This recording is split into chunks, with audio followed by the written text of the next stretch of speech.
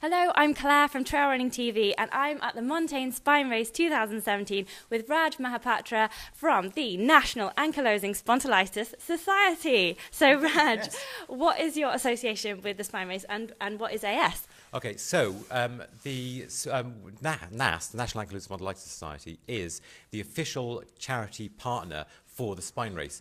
What happened was a couple of months ago now actually, Scott from the Spine Race announced the new summer races, the Spine Fusion and the Spine Flare.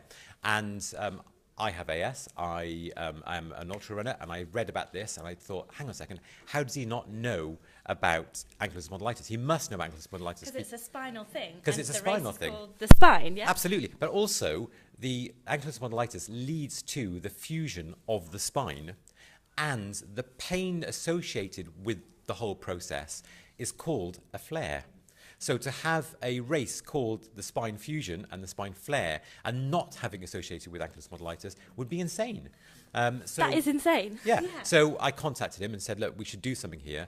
And within 24 hours, we'd agreed that actually, yes, we should do this. And Montane were contacted and they talked about it with Montane. And yes, we agreed that we should become the official charity partner. Great. And you have AS yourself, and what is it, first of all, and how has it affected your running? So, as I said, AS is leads to, over time, the fusion of the spine. Well, it can do. I used to be a runner. When I was in my teens, I did that kind of thing. And then I got diagnosed with AS, and I spent the next 15 years unable to do any exercise. In fact, when I was 21 and diagnosed, I was told that within 10 years I'd end up in a wheelchair. I was told to give up, I'd do moderate exercise. I was a 400-meter runner. There was no such thing as moderate exercise. So I did, I took on trying to do different exercise regimes, try to work out how I could do it. And 15 years later, I got given a book about fell running, you know, the book. And I started, I wondered whether I could do mountain running, whether that would work for someone with AS. Was it Feet in the Clouds by Richard Feet Asquith? in the Clouds. And that led to you doing The Bob Graham round. Well, I attempted the Bob Graham round 9 months later. So having not run 15 years, I attempted the Bob Graham and failed to finish. By failing to finish, I thought, oh my God, this is disastrous. So 42 miles in, though, I'd failed. I gave up. It took me 6 weeks to get my head around the fact that I had actually achieved 42 miles. So, and I think, actually, we're out of time. No, we haven't. We're not out of time. All right, Let's good. keep rolling. We'll rolling. cut this bit out. Okay. So, shortcut 2, you did the Bob Graham round, so last even though you year- had AS. Yeah, so last year, so after 6 years of doing ultra running, last year I managed to do the Bob Graham round, Wow.